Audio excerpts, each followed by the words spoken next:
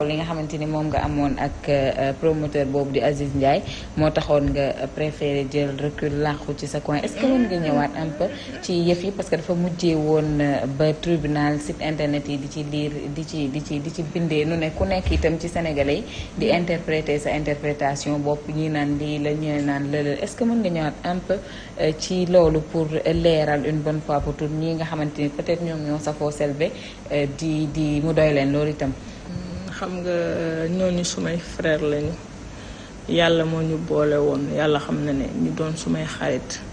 xam nga nag seytaane la woon passé na yàlla xam na ne bugguma sax di ci ñëwaat moo tax ba tey musuma toog ci benn télé wax ne nii la fa demoon ak nii parce que àdduna noonu la rek waaw foo ko dul fooge rek moom lay ñëwee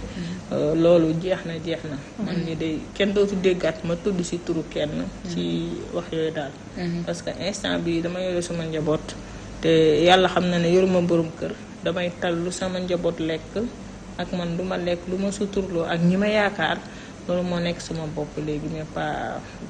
ñooñu moom wax dëgg yàlla dootuma tuddati sax seen tur ci maanaam leneen xëy na ma tudd seen tur ci jàmm ak salaam mais pas mais jàmm dellu sene ci seen diggante. non jàmm mësta ñàkk sax ndax wax naa la sumay frère lañu seen papa suma papa la seen mag bu jigéen yendu na suma kër suma xarit la am na loo xam ne dara xëju fa moom moo tax bëgguma revenir at lu waroon a am la rek jaar na. wallahi lazim may doo ko toog sax awal fajiri pour kii ci mais mosuma nangu toog di ci wax parce que àdduna la rek moo ñu boole. te yàlla moo ñu boole tamit ci maanaam làmb ji ñu nekk samay càmmiñ doon ma jël sama kër may dem seen kër ñaareelam di ma jox boisson may naan papaam bëgg ma kon am na loo xam ne man dama koy